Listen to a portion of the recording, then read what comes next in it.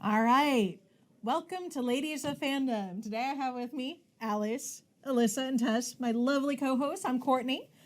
Today we're talking about retro future characters, our favorite heroines. And this is the show that pretty much talks about pretty much everything geeky under the sun, from STEM, science, technology, engineering, and math, to animation and movies and some of our favorite things. This is this is Ladies of Fandom.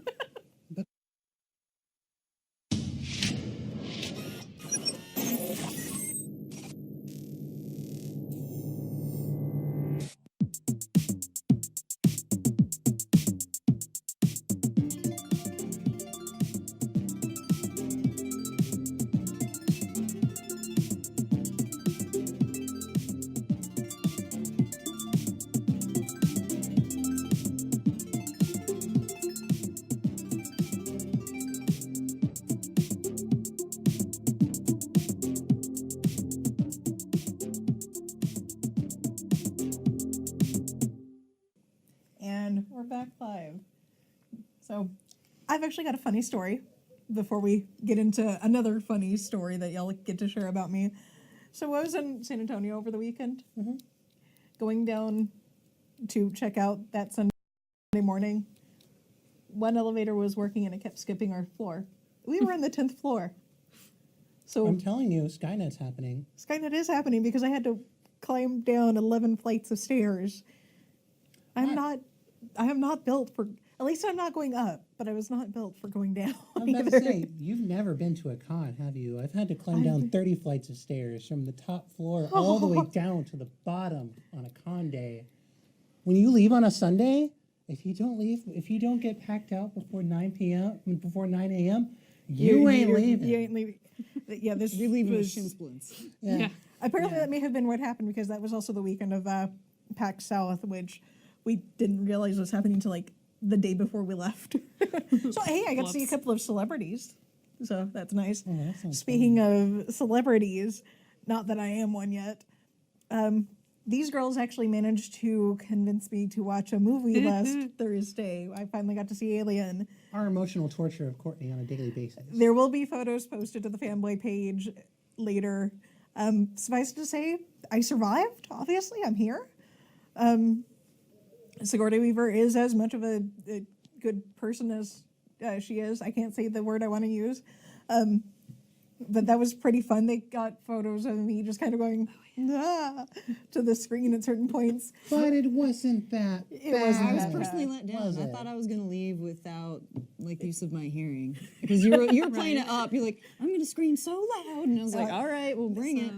That's I've why we been bring mentally earplugs. preparing myself because they actually did give me warning.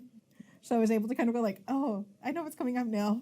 It was usually a tell when we got our phones out to start filming you. We had to, like, it's like yep, something's Suddenly, happening. everyone stares at Courtney. Yes. There was one scene that nearly did wig me out, but it wasn't any of the alien scenes. It was the robot. That was just like, oh, did they have to do that particular effect? Yes. Yes, they did. It's like, Just for Absolutely. you. ugh. But going on to our full segment, I'm actually going to let these ladies take the lead on this one, mainly because they love having conversations without me, apparently. So this week's full segment is, of course, past and present heroines in animation, and not so much a debate about which generation was better, but kind of like their thoughts on this. I'm very, very much an old school animation girl. I haven't watched a lot of modern animation. I know Korra and Katara, and that is about it. I don't have a TV really. Yes, I know I have Hulu and everything, but There's so older much we animation. need to break you in for. I know. So more, much more work ladies needs to be watches. Yeah, ladies watches is becoming a thing. So I'm gonna go ahead and start off with my favorite retro character, and she's not really all that retro, but Alyssa Maza from Gargoyles. She is probably the most influential female character in animation, aside from, you know, Disney's Belle and Maid Marian, to the way I kind of think and act, because she was a tough female heroine. Yeah, it's. I know y'all remember Girls, yeah. right? Oh, yeah. Oh yeah, she was the half African American and Native American cop detective. Yeah. Yes, she was amazing. And it's just the way she put up with everybody, including Demona and Angela at points. It's like, Why you gotta snub Demona like that? She deserves love too. Oh yeah. yes, but at the same time, Demona could be a little bit of a witch. Mm-hmm. This is coming Yes, from a that's the witch. word. That's the word for it. Totally. That's the nice word of saying things. Yeah. Nice way of saying it. All right, so I'm going to actually start on your end Okay. today. You ready to go? Sure. I guess we'll just get into it. I went with Don Bluth's Mrs. Brisby or Frisbee, depending on if you're watching the movie. This is the Mrs. Brisby and the Secret of Nim, or the Rats of Nim, depending. But yeah, she's pretty awesome. I mean, she's a single mom raising her kids, and she goes great lengths to save her youngest son, who's just like, I think he's just got like a cold or the flu, but he can't leave the house. He's pretty sick. Yeah, he's pretty bad off. And of course, his name is Timmy because every Why not? small child who gets ill or has something horrible befall Tiny them, Tim. oh, little Timmy. So yeah, basically she just goes from like pun intended, really mousy mom to very kick butt, mama. I mean, she willingly visits an owl for advice, and then she's constantly outwitting like the farm cat Dragon, who is animated really weird. I'm starting to think Don Bluth really hates cats because they always look like They're either really pit goofy bulls? or, yeah. They get these weird snub nose. I don't know, but anyways, they're really weird. He's even what's his name out of An American Tale. Oh, He's yeah. kinda goofy looking. Yeah, But he was a good cat. Oh yeah, he was a good cat, but he had these crazy, like his whiskers were like this giant mustache and stuff. It was real weird. And let's see, blah blah blah. So anyway, she goes from basically this like unassuming kind of like chill mom, just looking out for her kids, and at the end, spoiler alert if you haven't seen it, which it's like super old if you haven't seen it, this is on you. Basically harnesses the power of a magical amulet and basically saves her family. But yeah, she like basically goes down into the rose bush to find the city of rats, and she basically gets stuff rat-splained to her. Like the rats are like, oh, we're better than mice kind of thing going on. It's this real weird dynamic. So she's really rad. Explained. Yeah, rat-splained. Yeah, they were jerks. They were very rude, except for Justin, who's kind of a babe. Is that weird to say? Kind of. No, I think you're spot on there. Yeah, That's- Justin was kind of a babe. A little weird, but then again, not that weird considering I made Marion. Yeah. Disney's there have been Robin worse. Hood Yeah. that like had a crush Yeah. on a fox. Yeah. What? We're not furries, we swear. We swear. So that was one I went with. Mrs. Brisby's awesome. She's super rad. The other one I went with was San from Princess Mononoke. She's awesome. I mean, she's raised by wolves. She doesn't really belong anywhere. And even though she is shunned by the animals of the forest and the humans in the village, she still does everything she can to protect the forest anyways, even though she's kind of this outsider no matter where she is, even though she identifies as a wolf. So, Yeah.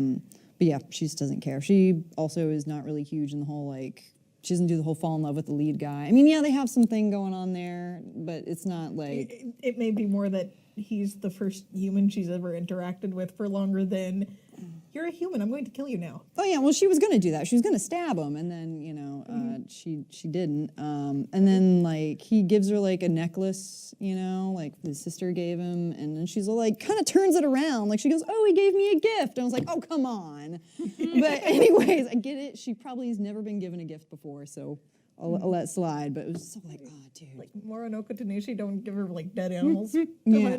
Like, sorry, Moronoko Tanushi are the big wolf brothers of hers, and it's like I wanted one when I was growing up so bad. It's like I wonder if I could just like ride on. Why not? Yeah. Well, That's like Really, why not? Why isn't Why- that a thing? I know that's like the biggest thing I took from that movie. Not really, but I joke that it is because I love wolves. Yeah. But Sen was amazing. Shitaka was amazing as well as a male character. Well, like pretty well written actually. I was a big fan. I mean, I made this costume in high school, so this thing has seen a lot of Use. use. Yeah. And it's really, really nice today because she's the warmest one out of all of us because it's kind of cold in the studio right now. We all kind of huddled up, except for Alice, because Alice wants to be on her own little lonesome, but she's not. I am an island. You're not. I'm an island. I am an island. You're not. I will rope you to. Dude, never mind. Anyway, moving on. Save it for after dark. Right. So your characters, and we can talk about other characters, but I want to get your characters first, Alyssa. Well, who I'd really picked out in particular was two ladies I saw a lot of parallels in. You know, one I grew up with, and the other came along a lot more recently. The first being Nausicaa of the Valley of the Wind, of course. More Ghibli. More Ghibli. More Ghibli. Always Yeah. Ghibli. All Ghibli all the time. Ghibli is amazing. Time, every Ghibli day. in general Ghibli for every good day. characters. Actually, I just watched some more Ghibli earlier, but Say Ghibli that again. aside, Ghibli, Ghibli, Ghibli, Ghibli, Ghibli. Yes. Say it again. Ghibli. Oh, there we go. Okay, we're All good. All right, we're done. We're done trying to kill Courtney. And so of Nausicaa of the Valley of the Wind, also from her comics, which I preferred slightly to the film, but paralleling a lot with Merida from Brave. They're both obviously princesses. They have a different way of going about life, really, but are so important to their communities and, you know, definitely have a place there and have a way they do things that everyone might find a little weird, but it's their thing, and it's not really challenged until something big and bad happens. Now, then where the difference comes in is that Nausicaa's problems are very external. There's a lot of, you know, the forest is encroaching, it's threatening their homes, and then all this other war and conflict going on around her, and she goes out and works on fixing it. Now, with Merida, it's a lot of internal problems that she doesn't want what's being forced on her, and she wants to go her own way, much like Nausicaa does. That she says, well, I know what's right for me. They both do, in fact, say, I know what's right for me, and this isn't it. And their families don't always like that. Now, with Merida, it does come up as a, you know, simpler problem of she doesn't want to get married. And then the internal family issues that arise from that, and then they are externalized as her mom turning into a bear, which is then is clearly an issue. But it is still a lot more of internal feelings that have to be worked out and sorted and fixed and, you know, relationships patched up more than, you know, fixing the forest and coming to an external societal peace. And that's overall of the topic of retro and future / current, that it seems to me a lot of the problems represented and taken on by the heroines are much more internal than the retro heroines. I can speak word. too. Me talkie pretty. Yes, ghibli, ghibli, ghibli. That the retro ladies faced. And I think that comes also to that we as a society can understand that internal problems, and this is a very positive movement, internal problems are just as important as the external, and that the tie between them can be very strong. But, you know, you don't always have to have big crazy bugs coming up on your town. It's like Kiki's delivery service. Her Yeah. internal became external. And Exactly. So Yeah. it's something inside that's reflected outside. And of course, our retro heroines and ladies, and we're just going to say ladies, our retro ladies have definitely faced internal problems, but it seems like they have to be externalized as something huge and crazy, whereas our more modern females seem to not need something so extreme to represent their internal struggle because, I mean, the internal is a struggle in and of itself. I'd say a bear is pretty extreme, though. Your mom turning into a bear is a little extreme, but it's not giant bugs coming to destroy your people. This is true. It might be a little literal with the whole overbearing mother. So they just went really literal with that. That You mean wins the comp. overbearing? Yes, exactly. I think this is going to be a Ba-dum, favorite bum. minute. Well, you know, they could have just, you know,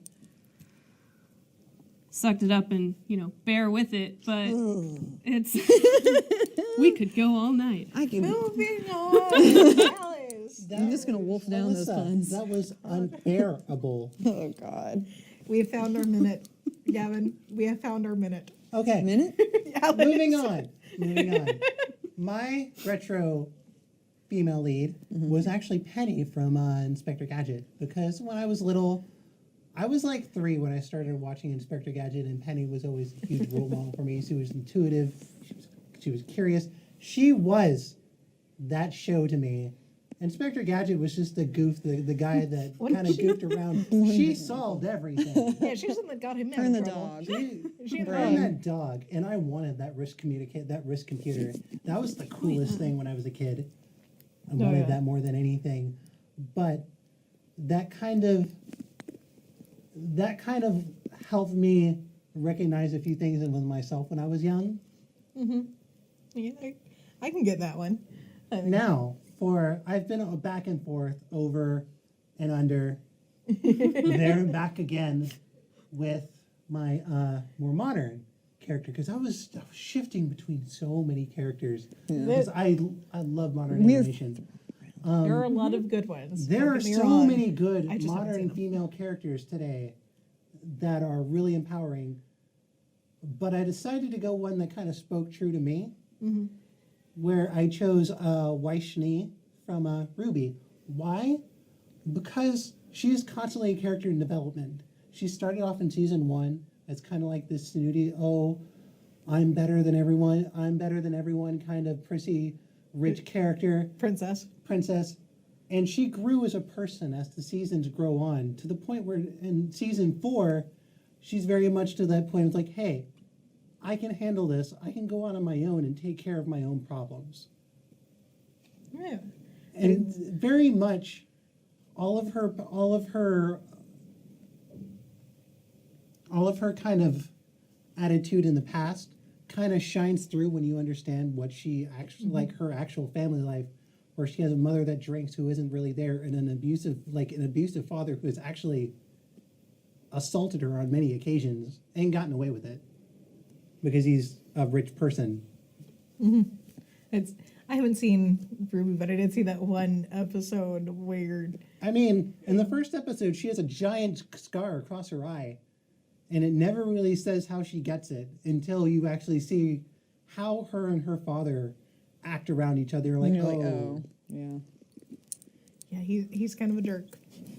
Okay. And her character was kind of pushed into this forward momentum by her team, because she had to understand that, Faunus's deserve rights just like everybody else, because she had one on her team, and she had to make sure that person was, she had to care about that person. She was kind of forced to. Yeah. Now that's a term I don't know. But Faunus is like a half animal, half person. Okay. They usually have one animalistic trait, like ears or tail. Like demi-human. Yeah, Okay. or claws or eyes. I think I know who that one is. Maybe I haven't seen Ruby, so everybody I know, with the exception of maybe 2 people, is like, watch Ruby. And I'm like, okay. And really, it's just the evolution, like how much her character has grown in so little time. It's probably been about a year. And Kind of reminds me of Cordelia from Buffy. yes, Yes, Cordelia. Except- growing. except Cordelia, until you get into Angel, she really isn't able of handling her own problems. Yeah. She needs someone to save her. Weiss does not. And she's kind of gotten to the point where, like, you know what, I'm strong. I'm a strong person, and I can handle this on my own. Right. So, moving on to the second part of this subject, which do you think was better? There is no right or wrong answer here. It's just, this is one of those things where I look at today's animation. Yes, I haven't seen a lot of it except for like the Disney princess stuff, because why not? Judy Hopps, Merida, Moana recently, Anna and Elsa. yeah, they're good, but those are the only ones I've seen. But there was nothing really out there, with the exception of the two Avatar main heroines, Katara and the later series Korra, that No strike Toph me. love in this? Come on. Toph, I keep forgetting about Toph. Then again, no. Now to be fair, Blasphemy. To be fair, I see a lot of myself in Toph, and a lot of Toph in myself, and I don't always think of myself as a lady, so she tends to kind of escape like that I designation. don't think she always thinks of herself as a lady either. Yeah, it's there's a reason why I identify with her so closely, but moving back to thing. A lot of my favorite heroines came from the retro animation era, like Hanna-Barbera on up. Technically retro, but the second iteration of Johnny Quest with Jessie. I love Jessie as a character, even though a lot of people are probably going to go, what is your deal? What is your problem? But there's not much in the modern ones that I see as being kind of, maybe I just grew up and they seem all kind of silly now. I like Dot Matrix from Reboot. She's pretty good. Dot? Dot was amazing. Yeah. Oh my goodness. There's a reason why you were on this show. Reboot. So many reasons why you were on this I show. didn't mention Reboot because half the time I tell people about Reboot and they're like, you needed to reboot your computer. No. No. Yeah, and hexadecimal. Mouse. Can we have a watching There's day another for reason why Reboot? I keep hitting my mic, I'm sorry. There's another reason why I'm nicknamed Mouse is because of her. The Southern Redhead. Me people. Anyway. I like where they had like the binaries. They had a lot of like fun like pop culture references. There was like an episode where there's a binary dressed as Sailor Moon. There was another one where they're in a Yes. video game and it was Evil Dead and one was Ash and he says groovy. And I was like, can they do that? Can they legally do that? Reboot? Well, I don't know. People got away with it A because lot. they didn't. Oh my god! But yeah, Somebody knows Reboot. Yeah. I love you. You're saying. I'm saying you're keeping me. You're officially can't keeping. being kept. I really hated in Reboot where they kind of went so far into the future in the second season. Or you mean or- Enzo got Yeah. sucked in to Yes. the net and then he came out and then he was older or whatever. Okay, now to be fair, I liked that because Enzo did a lot of growing up and then did a lot more growing up. What was the name of the fish chick? I can't remember her name for the life of me. Andrea. Andrea, thank you. Oh my god, Andrea was awesome. I loved her character model at the end. That was yeah. purely a physical thing, but it's she also did a lot of growing up and brought a lot of balance to future Enzo, which actually he kind of needed because he became that kind of loner post-apocalyptic punk. Got a little gruff. He got a little gruff. Yeah. She was always there to go whack with him. so yeah, back on top. Sorry. That was technically on topic. Yeah. But back to the thing. It's just I'm always going to choose retro over moderns because I don't see a point to a lot of the modern heroines outside of Disney and the two Nickelodeon ones. You want to hear me out? I'm going to hear you out. 'cause Hear this me is- out. Hear me out. like I said, there's no wrong or right answer here. Hear me out. I'm hearing you out. Okay. I personally like the more modern characters because they have so much depth to them. And then some characters too much depth. Please save me the backstory, save me the lore. You Save have me the too tears much. in the middle of the night. You have too much. Please. But that's just one right thing on they didn't really spend on retro heroines a lot of times was they didn't really go for that depth of character because they're like, well, this is meant for kids. So, I mean, we like the farther back you go, the less depth the characters have. Well, I mean, a lot of them are just like female counterparts to like an already male cartoon character. Like Shira, Princess of Power. Yeah. Well, my and to God. back that up, the That one I want to choose. depth of, and kind of what I was getting on earlier, the depth of the problems they face is more fleshed out, I think, now too. It's at least more detailed. It's less of, okay, there are plenty of details in some retro cartoons. You know, the big arc where, oh, we have to do all these little bitty things to get together to beat the big villain. You know, that's all well and good, but the depth presented by showing more of their internal processes sometimes and having some more internal problems and not it always necessarily being the forefront of the show, but just that with character depth, they can have more flaws that are relatable but not necessarily a hindrance. That it's, you know, it might not be a bad thing to have anxiety or to... I mean, Storm in X-Men, she was claustrophobic. Exactly. And I think it just opens the door for more of that. Now, I couldn't choose. I think they're all wonderful. And That's also a valid answer. play a definite part in where we were and where we are now. And I think modern, with that extra depth, is just another chance to keep growing. And the realization that's not just for kids. One last minute, because we do have to get going here in just a second. So say your piece quickly.